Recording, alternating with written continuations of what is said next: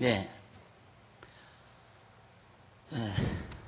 잠언 31장 1절 맞습니까? 맞죠? 네, 잠언 31장 1절. 교재는 4408페이지 보시면 되겠습니다. 르무엘 왕의 말씀한 바 곧 그 어머니가 그를 훈계한 잠언이라. 내 아들아, 내가 무엇을 말할꼬? 내 태순한 아들아, 내가 무엇을 말할꼬? 소원대로 얻은 아들아, 내가 무엇을 말할꼬? 네 힘을 여자들에게 쓰지 말며 왕들을 멸망시키는 일을 행치 말지어다. 3절까지 봉독을 했습니다. 지난 시간 아마 2절까지의 내용은 제가 간단하게 설명을 해드린 줄 압니다. 어머니로서 가장 소중한 것은 아들이라고 그렇게 생각할 수도 있을 겁니다. 적어도 왕이 된 아들, 르무엘 왕이죠. 르무엘 왕이 아들이 왕이 됐는데 그 어머니가 바로 그 왕에게 훈계하는 그런 잠언, 아주 소중한 말씀들이죠. 그 내용을 지금 소개하고 있는 겁니다. 그러니까 지금 이렇게 르무엘 왕의 말을 왕의 어머니의 말을 빌리는 것은 왕에 대한 훈계 내용이거든요. 그러니까 르무엘 왕의 어머니가 왕에게 훈계하는 내용인데, 이는 특별히 나라를 다스리는 여호와의 섭리를 우리들이 지금 생각해 보고 있는 겁니다. 어떻게 하면 나라를 올바르게 왕으로 잘 다스리는가? 바로 왕의 어머니가, 르무엘 왕의 어머니가 왕에게 왕노릇을 잘하는 소중한 잠언을 지금 일러주고 있는 겁니다. 무슨 말을 내가 해주마, 내가 무슨 말을 해주었으면 좋을까 하면서 지금 어머니가 아들을 생각하는 내용인데, 3절에 보면 바로 3절과 5절 사이에서 어머니가 아들에게 왕으로서 경계해야 할 것, 뭘 경계해야 하는가 그걸 가르쳐 줍니다. 왕의 어머니가 아들에게 말하기를 네 힘을 여자들에게 쓰지 말며 왕들을 멸망시키는 일을 행치 말라고 그렇게 당부합니다. 가장 왕의 소중함은 왕이 해야, 왕으로서의 임무는 나라를 잘 다스리는 일인데, 생각이 흐트러져 버리면 나라의 일들을 다 그르쳐 버리게 되죠. 생각이 다 분산되게 되면.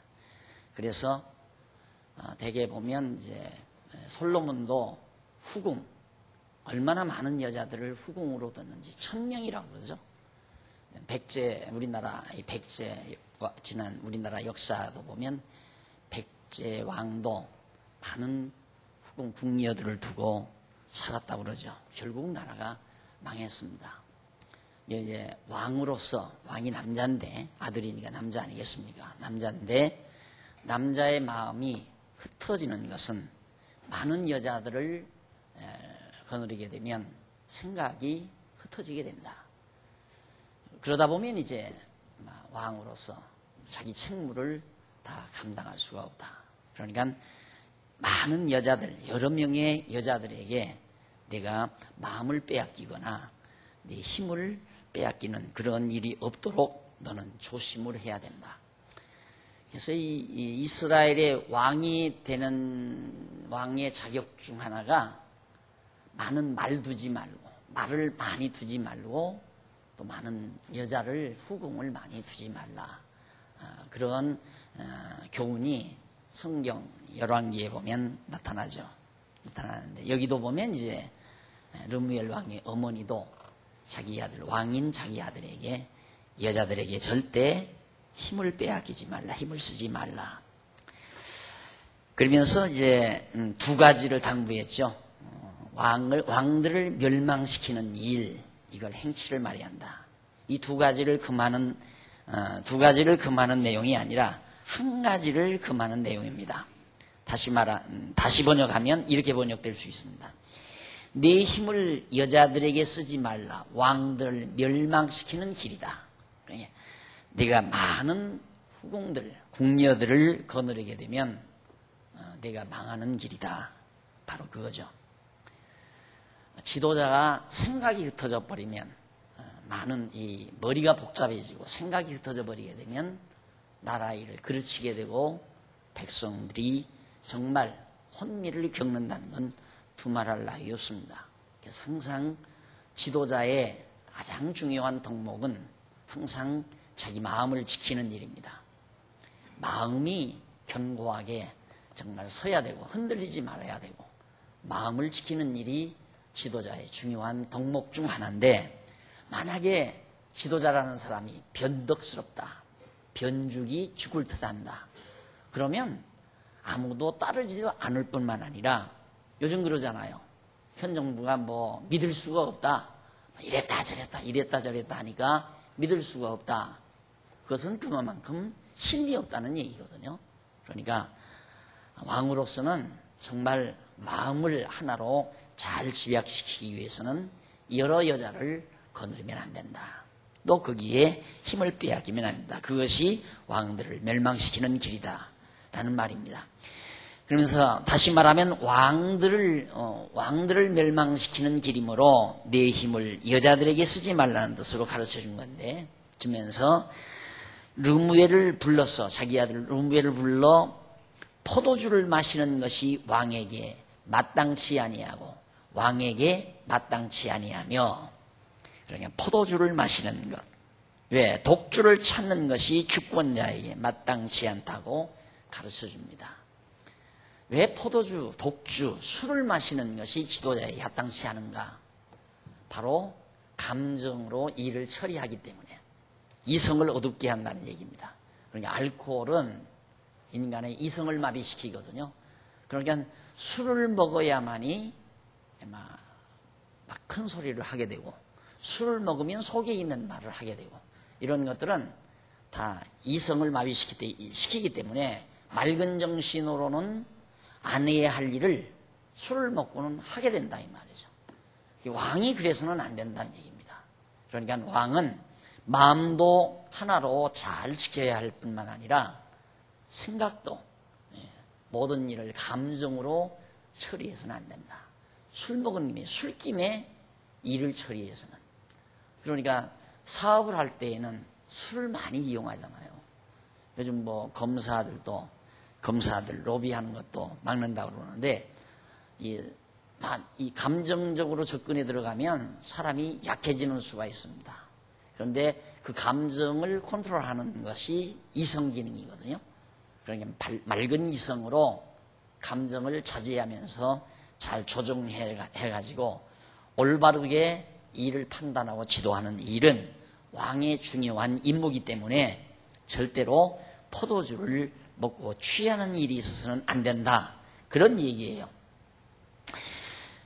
그러면서 그러면서 그 까닭이 왜 술을 먹지 말아야 되는가, 그 까닭을 밝혀주는데, 술을 마시다가 법을 잊어버리고, 제가 늘 말씀드렸죠. 이 법이라는 것이 도라고 그랬어요. 도와 법 같은 얘기. 법. 그러니까 물이 가는 곳이라고 그랬죠. 그러니까 길이라고 하는 것은 이미 정해져 있어요. 물 흐르는 길이 정해져 있잖아요. 물 흐르는 길은 확실하게 정해져 있어요. 이 물을 부어보면 물이 어디로 흘러간다는 걸 알 수가 있습니다. 그런 것처럼 도라고 하는 것, 길은 이미 정해져 있는 겁니다. 이 길을 잊어버리면 되겠어요. 법을 잊어버린다는 말은 길을 잃어버린다는 얘기거든요. 그러면 왕은 백성을 인도하는 자인데, 백성을 인도하는 자가 길을 잃어버리게 되면 백성들이 혼미백산 다 흩어지게 되고 결국 갈 길을 모르고 방황하게 되지 않겠느냐. 그러니까 절대 술을 먹고 법을 잊어버리는 그런 일이 없도록 하기 위해서는 내가 술을 먹지 말아야 한다 그 말입니다. 그리고 법을 잊어버리고 모든 간곤한 백성이 공의를 굽게 할까 두렵기 때문이다. 간곤한 백성, 아주 어렵고 고통 많은 백성들을 올바르게 하나님의 뜻에 따라서 올바르게 다스리지 못하고 결국 자기 감정대로 백성을 다스리게 되면 간곤한 백성, 어려움을 겪는 백성들이 결국은 고통을 당하게 된다. 그러니까 너는 절대로 많은 여자들에게 힘쓰지 말고 그리고 포도주를 마시지 말라. 어머니가 왕인 아들에게 당부하는 말입니다.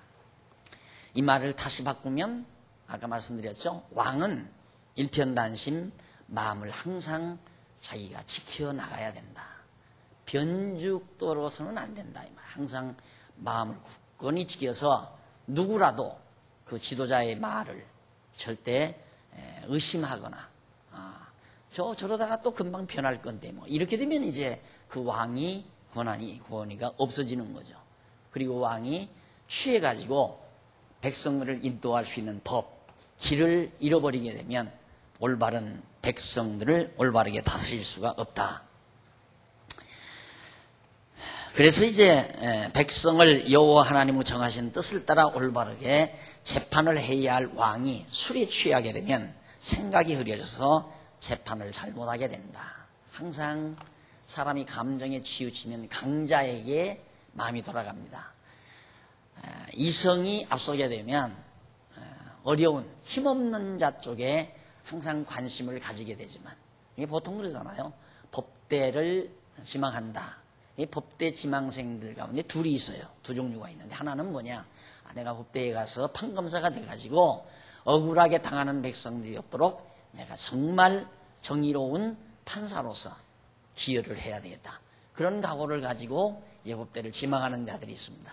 그런데 또 하나는 법대 가면 권력도 얻을 수 있고 돈도 잘 벌 수 있고 성공할 수 있다. 이런 생각 가지고 하는 경우가 많거든요. 그런데 막상 법대에 가가지고 어려운 자, 힘없는 자 편에서 일하려다가 보면 왕따당하잖아요. 그 무리들 속에서. 야, 인마 애순이 이제 뭐 새내기가 뭘 그렇게 까불고 있어.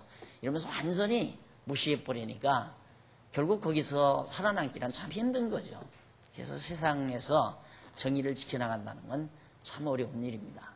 내가 그걸 법 쪽에서도 그런 일이 있겠지만은 우리 학계에서도 이 신학계에서도 보니까 학자가 정직하잖아요. 비교적 학문을 할 때에는 학자에게 있어서는 정직이 생명인데 올바르게 배우고 와서 정말 올바른 학문대로 진리대로 가르쳐야 되고 후진들을 양성해야 되는데 권력자들에게 한번 딱 불려가고 나서는 그게 그냥 그 기가 꺾여져 버리고 말더라고요.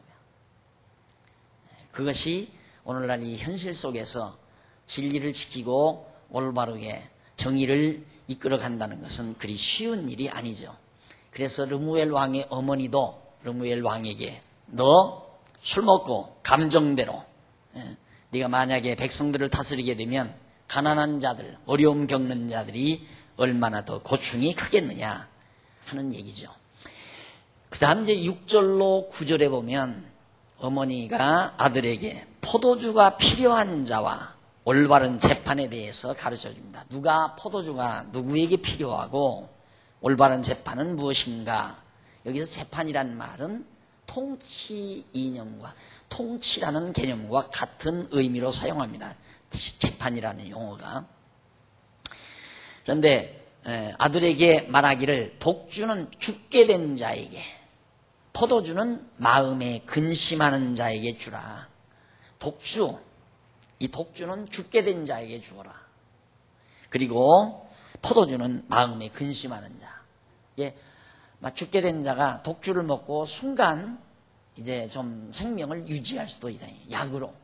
그 다음 이제 이 독약이 아주 귀한 약이라고 그러잖아요.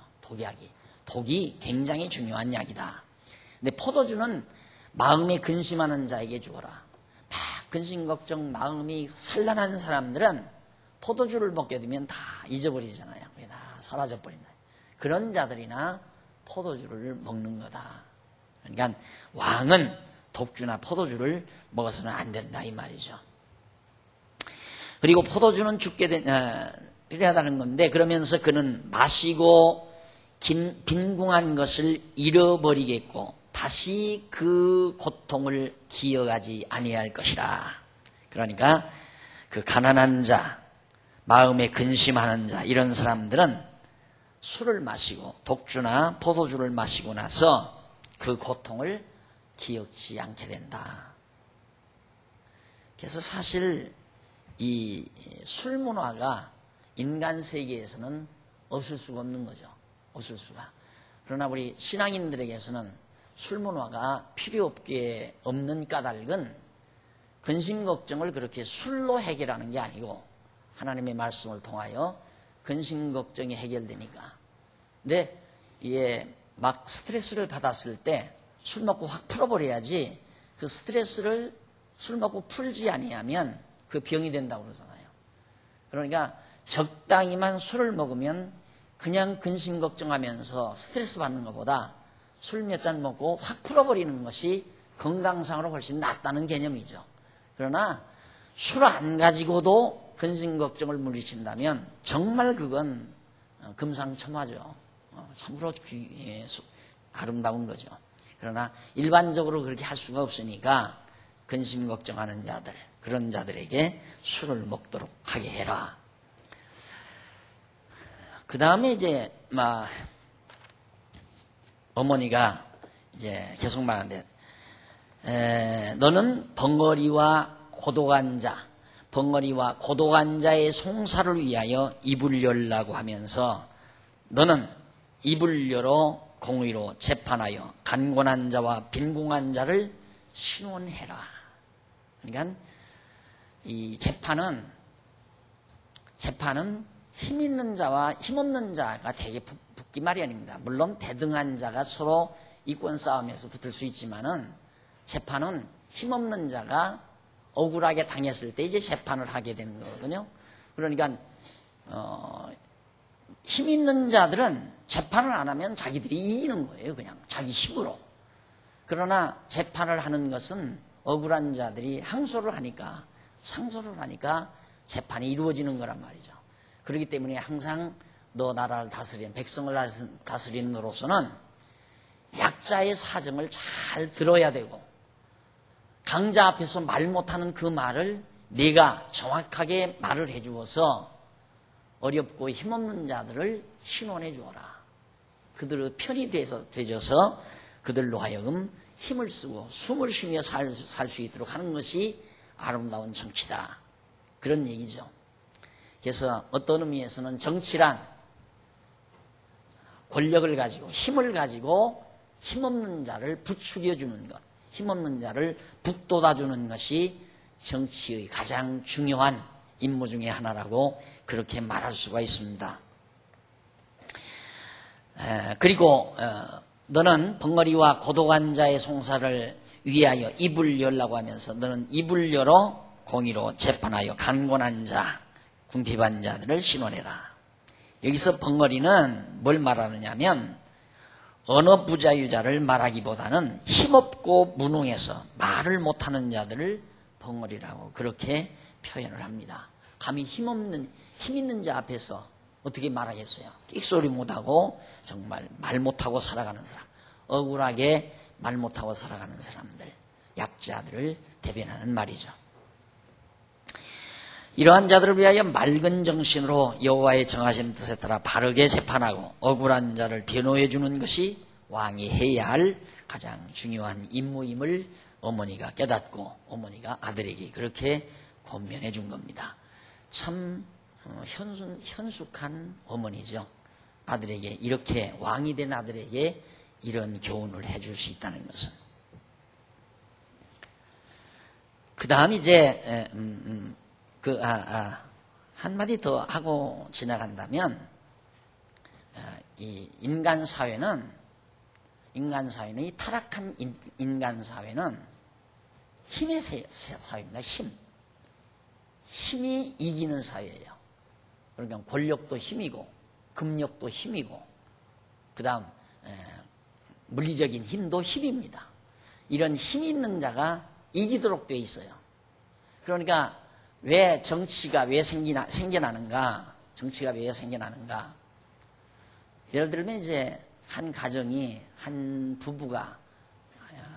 젊은 부부가 어느 지역에 가서 땅을 점령하고 처음에 가정을 이루고서 이제 자녀들을 낳고 옆에다가 집안 차려서 아들 제국내고 또 작은 아들 제국내고 해서 이제 한 시족 마을이 되지 않겠어요? 이씨면 이씨, 김씨면 김씨, 그 시족 마을이 된다 이 말이죠. 근데 시족 마을이 딱 되고 나서 처음에는 형제들이니까 아버지가 다 자녀들이니까 이래라 저래라 그게 질서를 잡아줘요, 아버지가. 그게 이제 시족 사회에서 이제 추장이지요, 쉽게 말하면. 그 시족 사회에서 가장 어른, 그게 소위 이제 유교에서 말하는 종종 어른입니다. 그 어른이 하나 이제 그 마을의 지도자가 되는 거죠. 그런데 그렇게만 사는 게 아니라 이씨 마을하고 김씨 마을하고 이렇게 떨어져 살다가 자꾸 번창을 하니까 땅뺏기 싸움이 벌어지잖아요. 이 싸움이 벌어지면 이제는 막 하나가 죽이고 하나가 살고 막 난리를 친다 이 말이죠. 그럼 죽기 싫으면 서로 화합해서 야 그러면 우리가 이만큼 양보할게, 너희는 이만큼 양보해라, 이렇게 해서 이제 화해를 하고 한 부족 국가를 이루는 거죠. 김씨와 이씨가 한 부족 국가를 이루면 거기서는 이제 어떻게 해요? 이씨가 주관할 수도 없고 김씨가 주관할 수도 없고. 근데 거기서 누가 주관하면 이긴 자가 주관한다 이거예요. 김씨가 이기면 김씨가 추장이 되는 거고, 이씨 마을이 이겼으면 이씨가 추장이 되는 거고. 그렇게 해서 그 추장이 이제 그 질서를 지켜나간다 이 말이죠. 그럼 힘 약한 자가 땅을 빼앗겠다. 힘 강한 사람이 몽둥이로 패가지고 임마 이 땅 내가 질 거야, 이거 내놔, 그리고 내쫓았어요. 그럼 호소할 데가 없잖아요. 그럼 약자가 할 수 없이 제일 어른에게, 그 추장에게 가서 호소를 하는 거예요. 이게 이제 정치의 출발 아닙니까? 왕의 출발. 그래서 사실상 정치의 가장 중요한 요소는 약자를 돌보는 일입니다. 약자를 돌보는 일. 그냥 놔두면 강자가 다 삼켜버리니까. 우리나라 현실 여러분 신문 보죠? 전국의 땅을 1%의 사람이 50몇 프로인가를 대한민국 땅 다 가지고 있다고 하잖아요. 앞으로 10년 내지 20년만 돌아가면 아마 1, 2%가 전국 땅 다 가진다고 해도 과언이 아닐 겁니다. 왜? 가진 자가 계속해서 가질 수가 있는 거니까. 그러니까 이런 것들을 조정해 주는 건데, 이게 이제 근본부터 정치라고 하는 가장 근본 원리부터 이게 빗나가 버리니까 오늘의 정치 이야기 과정 학문에서 그냥 이론 전개가 되는 거예요. 자유민주주의다, 또 자본주의 사회다, 뭐 시장경제다, 이런 과정적인 방법 원리에 취해서 거기에 사로잡히다가 보니까 결국은 나라가 혼란해지고 어려움이 와지는 거고. 그러니까 정치도 근본 원리부터 따져야 되거든요. 정치가 왜 필요하고 정치의 기원이 무엇이고 무엇 때문에 정치는 존재해야 되는가, 이런 것들이 기본 원리적으로 정리가 된다면 오늘 르무엘 왕의 어머니의 훈계는 참으로 소중한 자산이 되리라 우리가 생각을 합니다. 이런 것들은 모두가 다 장차 만왕의 왕으로 오셔서 우리 성도들을 환난과 핍박을 당하며 고통당하던 우리 성도들을 위로해 주면서 다스리실 영원한 만왕의 왕이신 그리스도를 하나의 예표적으로 보여주는 귀한 사건이라고 생각을 합니다. 그 다음 31장 10절로 19절에 보면 거기는 현숙한 여인의 인격 및 부지런한 생활에 대해서 가르쳐 줍니다. 자, 누가 현숙한 여인을 찾아오겠느냐? 그 값은 진주보다 더하니라. 그래서 자기 아들 왕에게 교훈하고 나서 너 하나 또 중요한 것이 있다. 장가 잘 가야 된다 이 말이에요. 장가를 잘 가야 된다. 그래서 바로 그 아내를 현숙한 여인을 얻어들여야 된다. 그런 의미에서 현숙한 여인의 모습을 바로 어머니가 아들에게 말해주고 있는 겁니다. 참 왕된 아들에게 참으로 주옥 같은 소중한 내용들이죠. 너 절대 많은 여자들에게 힘 빼앗기지 말고, 그리고 너 포도주를 먹지 말고 가까이 하지 말고, 그리고 또 장가 잘 들어라, 현숙한 여인을 찾아 얻으라, 그 말이에요. 자, 그럼 그 부분 우리가 한번 보는데요. 4411페이지 성경 구절 밑에 바로 본문 나오죠. 본문은 여호와 하나님께서 르무엘 왕 어머니로 아들에게 현숙한 여인의 인격과 부지런한 생활에 있어서의 훈계에 대한 자문을 가르쳐 주도록 하는 섭리 내용입니다. 근데 그 10절로 12절은 아들에게 현숙한 여인의 가치와 남편에게 미치는 영향, 현숙한 여인이 어떤 가치가 있나, 그리고 그 현숙한 여인이 남편에게 미치는 영향력이 무엇인가, 이거에 대해서 말을 해줘요. 그 왕의 어머니는 아들에게 말합니다. 누가 현숙한 여인을 찾아오겠느냐며 그 값은 진주보다 더하니라. 진주 값 비싼 거죠. 매우 값진 겁니다. 그런데 현숙한 여인의 값은 진주보다 참으로 가장 값이 있는 거다. 그런 의미에서 표현하는 이죠. 여기서 현숙한 여인은 여호와를 경외하는 덕망 있는 여인, 이걸 말합니다. 여호와를 경외하는 덕망 있는 여인, 이것이 현숙한 여인이다. 잠언서 31장 30절 끝부분에 가보면 이제 곧 바로 여호와를 경외하는 여자, 바로 덕망 있는 여자를 뜻하는 겁니다. 그 다음 이제 그러면서 이는 이런 여자를 찾아 아내로 맞이하기가 매우 어렵다면서, 이런 덕망 있는 여자, 이런 현숙한 여인을 찾아서 아내로 맞는다는 것은 참으로 쉽지 않다, 어렵다. 그래서 아들 있으신 분들, 며느리감은 가장 중요한 것이 여호와 하나님을 잘 경외하는 여자. 뭐 몸짱, 얼짱이 중요한 게 아니라 얼마나 여호와를 잘 경외하는가, 그것이 바로 며느리의 값스, 귀한 보화라고 그렇게 생각을 합니다. 성경에서도 또 그렇게 가리키는 말씀을 보아서도. 그런데 왜 그러는가, 왜 그런 여자를 찾아 얻기가 그렇게 쉽지 않은가. 그런 자의 남편의 마음은 그를 믿는다. 바로 남자들에 있어서 사람이 의심 그리고 신망, 믿음이죠. 아내에 대한 의심과 아내에 대한 신망. 여기는 맥이 하향해요. 여기는 맥이 상향돼요. 그러니까 아내가 의심스러우면 남편이 아무것도 못합니다.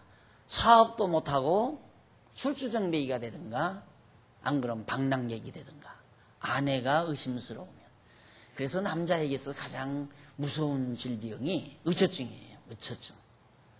그러니까 정말 이 르무엘 왕의 어머니가 자기 아들에게 여호와 경외하는 신망 있는 여자, 남편에게 딱 믿음을 주는 여자, 그런 여자는 그리 쉽지 않다, 그런 얘기예요. 그래서 그런 자의 남편의 마음은 그를 믿는데, 그 현숙한 여인을 믿는데 산업이 핍절치 않는다.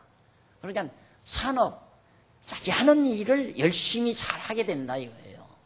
근데 만약에 왕도 마음이 헷갈리게 되면, 두 마음을 갖게 되면 맥이 풀리잖아요.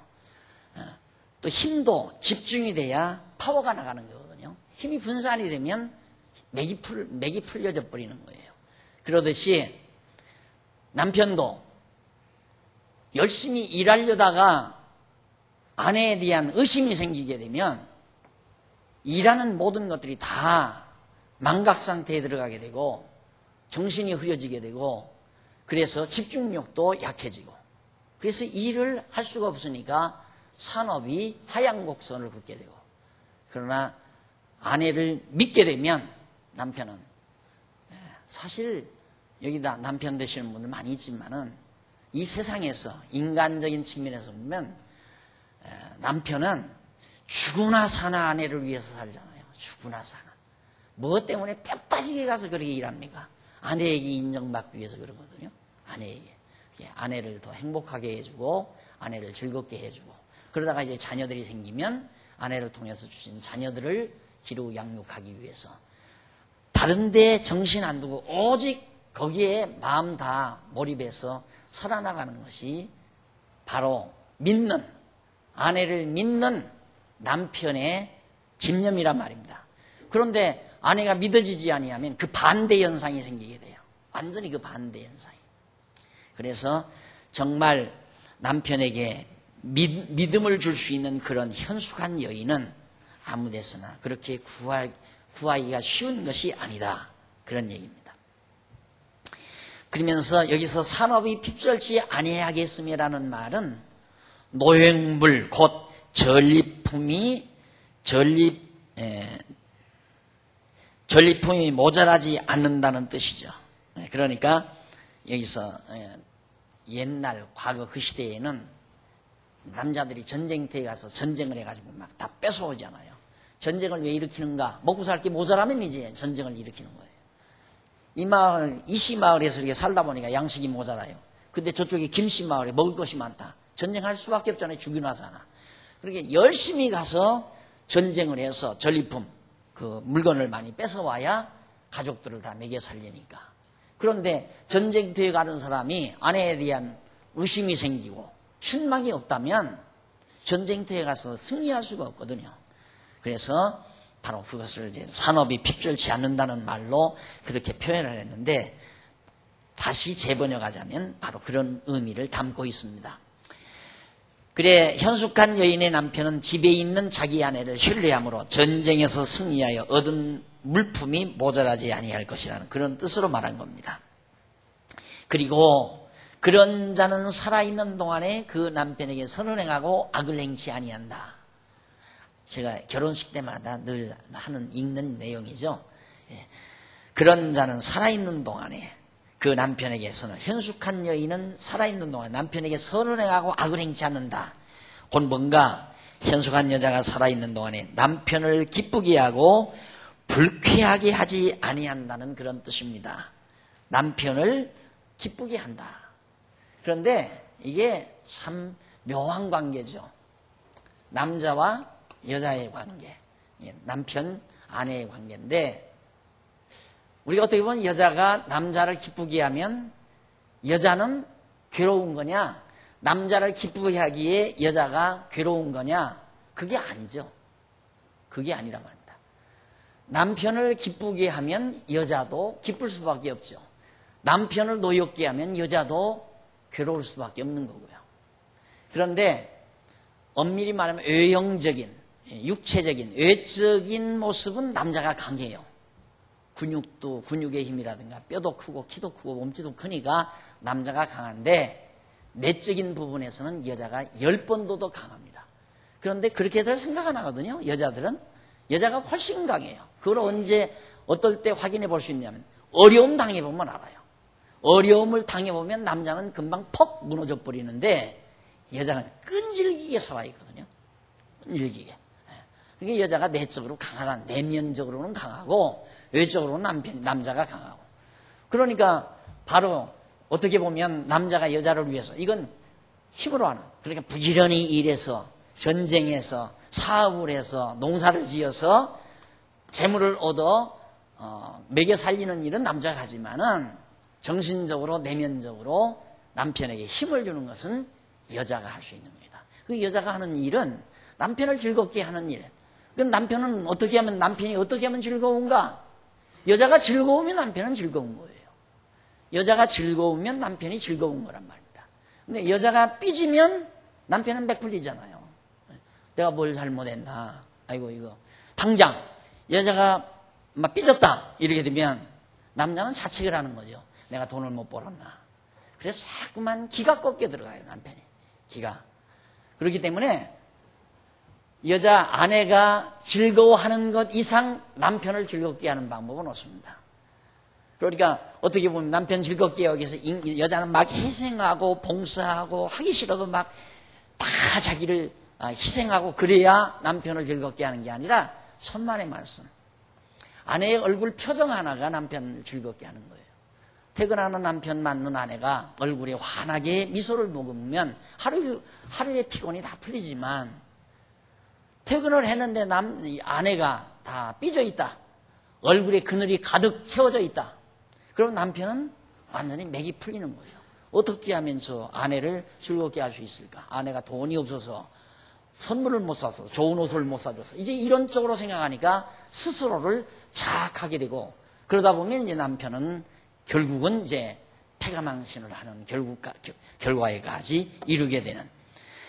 그래서 현숙한 아내는 남편을 기쁘게 하는 자다. 살아있는 동안에 그 남편을 기쁘게 하고 불쾌하게 하지 않는다는 그런 뜻인데 바로 이것이 정말 아름다운 현숙한 여인의 모습이다. 13절로 19절에서는 르무엘 왕의 어머니가 아들에게 현숙한 여인이 가정을 일으키는 부지런함에 대해서 가르쳐 줍니다. 현숙한 여인은 가정을 일으킨다. 그리고 굉장히 부지런하다. 왕의 어머니는 아들에게 말하기를 현숙한 여인은 양털과 삼을 구하여 부지런히 손으로 일한다고 했습니다. 그러니까 그 당시는 여자들도 다 일을 하니까 가내공업 옛날 이제 한동안은 이제 우리나라도 한동안은 여자는 밖에 나가서 일하는 게 아니고 안에서 그냥 아이나 낳고 아이들 기르고 그냥 살림이나 하고 그런 거였는데 이때 사회는 완전히 여자들도 안에서 가정 안에서 여자가 할 수 있는 길쌈이라든가 우리나라 다 그거 있잖아요. 옛날 우리 어머니들 그러듯이 부지런히 가정생활을 이끌어 간다. 남자는 바깥일을 다 책임져 나가고 외부로부터의 적을 막아준다. 아무리 아내가 가정을 이렇게 잘 세웠지만 울타리가 없다면 도둑놈들이 와서 다 가져가잖아요. 그러니까 남편은 밖에 나가서 군대도 가게 되고 또 힘으로써 이웃과의 대적 이웃집에서 자꾸만 약하니까 이쪽으로 쳐들어와서 뺏어가려고 할 때 남편은 그걸 방어하고 지켜주고 그래서 바깥사람이라고 그러잖아요. 우리나라도 보면 남자를 바깥사람 여자는 안사람 그러거든요. 그러니까 안에서 아내가 살림을 잘 이루고 그 살림이 절대로 도둑맞거나 파괴되지 않도록 힘있는 남자가 그걸 잘 지켜나가는 그런 임무를 지금 의중에 두고 하는 얘기예요. 지금 여기서 르무엘 왕의 어머니는. 그래서 현숙한 여인은 그렇게 길쌈도 하고 부지런히 손으로 배를 짜고 그리고 상고의 배와 같아서 먼 데서 양식을 가져온다고 했습니다. 먼 곳에서 길쌈을 해서 그걸 배를 팔아서 가족들 먹고 살 수 있는 양식을 가져오도록 해가지고 가족들 영양관리를 잘 해주고 그래서 부지런히 일해서 마련한 돈을 가지고 먼 데서 가족이 먹을 식량을 구입한다는 뜻으로 하는 얘기입니다. 그리고 밤이 새기 전에 일어나서 이른 새벽에 일어나서 그 집사람에게 식물을 나눠준다. 그러니까 아내의 현숙한 여인은 가족들의 건강관리, 영양관리 이게 참 중요하잖아요. 기본적인 거죠. 그 영양관리를 잘해줄 때 남편도 건강하고 자녀들도 건강하게 잘 자라나고 그래야만이 이제 가정이 튼튼하고 견고한데 현숙한 여인은 그런다 이 말이에요. 그런데 요즘에 토킹족이라는 게 생겼대요. 토킹족 좀 새로운 유행어인데 토킹족이 뭐냐면 나이 드신 그 노인 부부가 단 둘이서 자식도 생각할 필요 없고 자기들만을 위해서 또 자식이 재산 줄 필요도 없고 자기 둘만을 위해서 마음껏 즐기고 사는 그런 문화가 지금 만연히 되어간대요. 그게 왜 자식들이 이제 부모들 볼 생각을 안 하니까 우리도 너 의지 안 할란다. 그래서 그 프로테이지가 기하급수적으로 늘어난답니다. 가면 갈수록. 그래서 앞으로 40, 50대가 한 10년 지나서 60, 70대에 접어들게 되면 그때는 아마 70, 80% 이상 노인들이 그렇게 토킹족에 속하는 삶을 그런 문화가 이루어질 거라고. 아직도 우리들은 어떻게든지 덜 쓰고 전략해서 자녀들에게 많이 물려주려고 그러잖아요.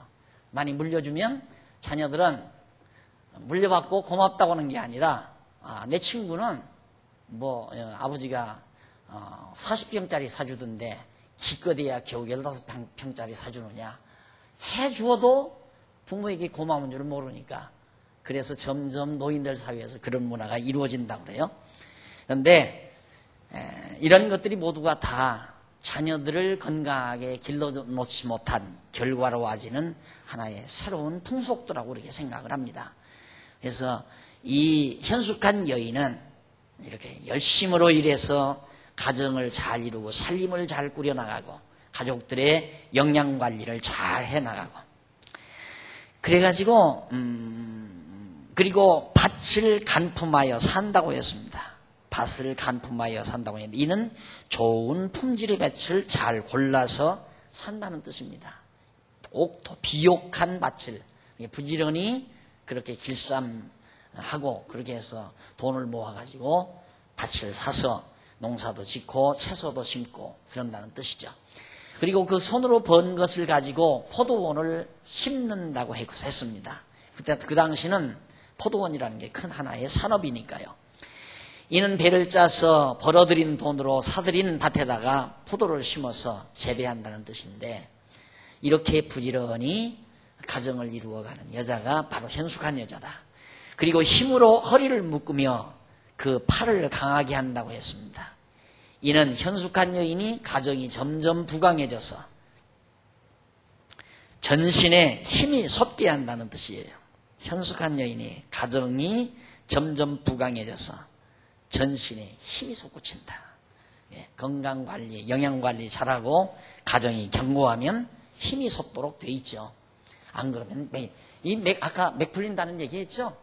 이 맥이라는 게 육신 아닙니까? 이 피와 관련된 육신인데 이게 마음의 관계로 이렇게 되면 마음으로 믿어지느냐 의심 가느냐에 따라서 마음의 갈림길에서 맥이 떨어지고 맥이 상승되고 맥이 떨어진다는 말은 힘이 떨어지고 맥이 상승된다는 말은 힘이 솟구친다는 얘기거든요. 그래서 마음이라는 게 그만큼 중요하다는 것을 알 수 있습니다. 그리고 자기의 무역하는 것이 이로운 줄 깨닫고 밤에 등불을 끄지 아니하고 손으로 손뭉치를 들고 손가락으로 가락을 잡는다. 실 뽑는 가락, 물레질을 해서 실 뽑고 배를 짜고 이런 얘기입니다. 그래서 먹을 식량을 해결하고 농장도 마련하여 부강하게 되므로 덕을 더욱 부지런히 일을 한다는 뜻으로 그렇게 말을 한 겁니다. 이게 가정 살림을 비교적 여자들이 이루는 것으로 여자들이 가정 살림을 이루는 것으로 그렇게 설명을 하면서 너 이런 여자를 네가 얻어야 된다. 그러니까 그런 여자가 얻어서 가정 살림 잘 해나가면 왕은 아들인 르무엘 왕은 나라 일 잘 돌볼 거 아니겠어요? 나라 일을 백성들을 잘 지키고 다스리는 일을 잘 할 거 아니냐 이 말이에요. 그런데 그러지를 못하고 가정이 형편없으면 자꾸 딴 생각을 하게 되고 왕으로서의 위치를 탈락하게 되고 자기 임무를 잃어버리게 되고 그러니까 너는 꼭 아내를 얻을 때 현숙한 여인을 찾아서 얻어야 된다.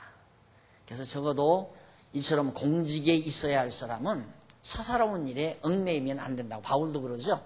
하나님께 부름을 받은 자는 사사로운 일이란 가정일을 말하는 거죠.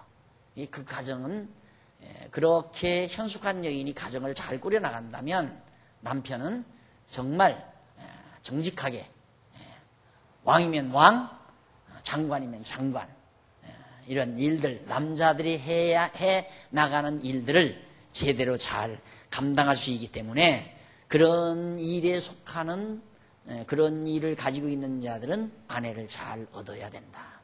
아내가 만날 화려하게 돈이나 쓰고 돌아다니고 사치한 생활이나 하게 되고 그렇게 되면 이제 공무원들이 나라 일을 보는 사람들이 부정축제를 해야 되고 그 자금을 대려니까 부정한 돈을 자꾸 받아들여야 되고 그렇게 해서 패가망신을 하게 되고 그런 결과를 가져오는 겁니다. 자, 이런 모든 내용들은 밑에서부터 4412페이지 밑에서 세 번째 줄 중간에 보시면 이는 장차 메시아의 몸된 교회가 현숙한 신부인 성도를 통해 견고히 세워질 것에 대해서 바로 예표적으로 말해주는 겁니다. 그러니까 지상에 있는 교회가 주님의 신부 아니에요. 그러니까 우리 지상에 있는 교회는 영적인 그리스도의 신부인데 우리가 현숙한 여인과 같은 신부, 부지런히 그래서 주님의 나라, 하나님의 나라를 아름답게 갖고 가는 그런 건전한 그리스도인들로서의 모습을 우리에게 잘 표현해주고 있는 내용입니다. 그 다음 31장 20절로 31절까지 보면 현숙한 여인이 꾸준하게 노력한 결과가 어떻게 맺어졌는가, 현숙한 여인이 꾸준하게 노력한 결과에 대해서 말해주는 내용인데, 왕의 어머니는 20절 23절에 보면 왕의 어머니는 아들에게 이렇게 말합니다. 현숙한 여인은 간곤한 자에게 손을 펴며 궁핍한 자를 위하여 손을 내민다. 그러니까 벌써 그만큼 덕을 베풀며 산다는 얘기입니다. 내가 가지지 못하면 남에게 베풀 곳도 없잖아요. 그러니까 결국 인간은 결국은 내 것을 만든다고 하는 건, 내가 부지런히 내 것을 만든다는 것은 그 다음에 넉넉히 또 손을 펴기 위한 목적이 있는 거죠. 그런데 그 내용을 모르면 그저 벌어서 싸놓는 데 목적이 있는 거죠. 벌어서 자꾸 싸놓는데, 벌어서 싸놓은 걸 베푸는 데 목적이 있는 게 아니라 한 단계 더 업그레이드 시켜야 되는데 그 생각까지를 아직 못 미치는 거예요. 그러니까 진짜 올바른 자본주의란 베풀기 위한 수입, 지출하기 위한 수입을 해야 되거든요. 이게 우리나라 경제가 왜 그렇습니까? 자꾸 수출은 들어서 돈은 많이 들어오는데 이 지출, 돈을 투자를 안 한다 이 말이에요. 그러니까 자본주의가 병드는 거거든요. 그러니까 결국 돈은 뭐 때문에 버는가? 쓰기 위해서 버는 거지 싸놓기 위해서 버는 건 아니란 말이죠. 당연한 건데 결국 쓴다는 것은 힘없는 자들에게 내가 베푼다. 그 정치예요. 그것도 똑같은 정치. 정치는 하나의 힘으로서 가난한 자들의 편이 돼가지고 베풀어 주는 거고, 사람들은 모두가 다 부지런히 일해서 많은 걸 벌어가지고 힘없는 자들에게 베풀어 주고, 그게 연보라는 거 아닙니까? 그런 것들을 하나의 연보 정신으로 우리가 받아들이는 건데, 자, 그래서 바로 현숙한 여인이 꾸준히 노력한 결과는 베풀 것이 있다. 마음은 주고 싶은데 사람들이 그러죠. 아이, 나는 있다면 당장 하겠다. 근데 그런 사람은 있으면 안 해요. 또 없으니까 나는 있으면 당장 하겠다. 있는데 왜 안 해? 나 같으면 있으면 당장 하겠다 하지만 그 사람에게 막상 있어 보면 또 하기 싫거든요. 쉬운 얘기가 아니죠. 그래서 베푼다는 것은 그렇게 아무나 베푸는 게 아니라 현숙한 여인과 같은 그런 성도만이 베푸는 삶을 살 수 있다는 얘기를 지금 의중에도 하는 말입니다. 그 다음 이제 그렇게 베풀기만 하는 게 아니고, 그리고 집사람들은 다 홍색 옷을 입었으므로 눈이 와도 그런 집사람을 위하여 두려워하지 아니한다고 했습니다. 그러니까 가족들을 다 아름다운 옷을, 좋은 옷을 해서 입히게 되고, 그러다 보니까 아무리 눈보라가 쳐도 추워서 얼어 죽거나 감기가 걸리거나 그러지 않는다 이게요. 그러니까 자기 가정도 잘 돌보고 어려운 사람들에게도 베풀고 이런 결과를 가져온다. 그래서 가족들에게 곱고 따뜻한 옷을 입힐 수 있게 해서 추위에도 걱정할 것 없게 된다는 뜻입니다. 그리고 그는 자기를 위하여 아름다운 방석을 지으며 세마포와 자색옷을 입는다고 했습니다. 자기도 영화롭게 돼요. 방석을, 아름다운 방석을 만들어서 앉을 수 있고, 세마포와 자색옷, 이건 화려한 옷이거든요. 자색옷. 이 자색옷은 왕들이 입는 옷입니다. 자색, 가장 화려한 옷이죠. 이런 옷을 입는다. 이는 현숙한 여인 스스로가 귀부인의 잣대를 갖추게 된다는 뜻입니다.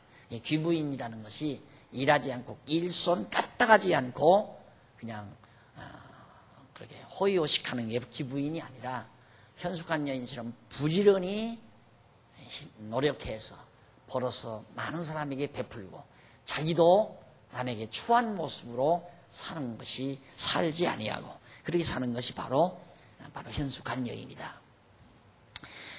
근데 자기만 그렇게 되는 것이 아니라 그 남편은 어떻게 되는가? 그 땅의 장로로 더불어 성문에 앉으며 남편이 성공한다는 얘기입니다. 쉽게 말하면 장로가 돼서 많은 성문에 그때는 성문 이렇게 성이 이렇게 있으면 이렇게 성문이 있잖아요.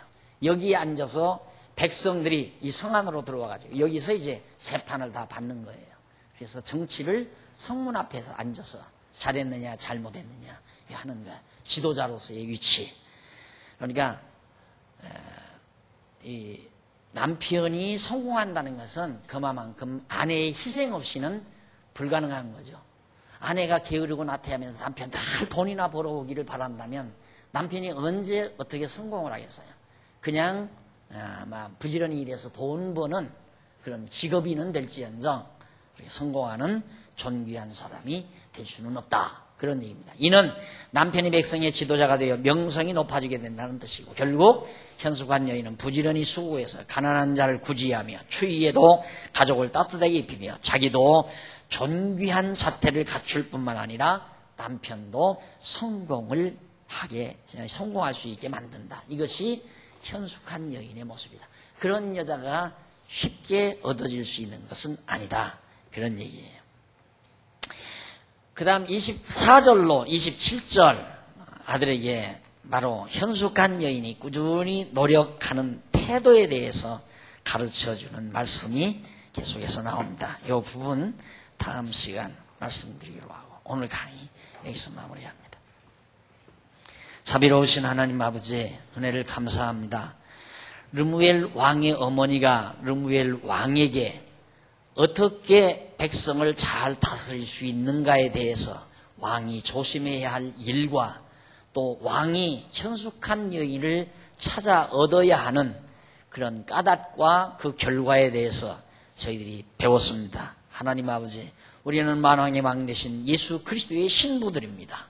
우리는 바로 현숙한 여인으로 왕의 신부로서 살아가는 저희들, 정말 이제 르무엘 왕의 어머니가 말한 것처럼 땅 위에 살면서 정말로 부지런하여 게으르게 살지 아니하고 많은 사람에게 베풀고 또 덕망 있게 살아가면서 만왕의 왕이신 그리스도를 영화롭게 하는 아름다운 삶을 사는 귀한 우리 성도들이 되도록 역사해 주시옵소서. 이제 어두운 밤길 돌아가는데 다시 만날 때까지 주의 평안이 저희와 함께 하시옵시기를 비오며 예수님의 이름으로 기도드립니다. 아멘. 하늘에 계신 우리 아버지 이름이 거룩히 여김을 받으시오며 나라의 마옵시며 뜻이 하늘에서 이룬 것 같이 땅에서도 이루어지이다.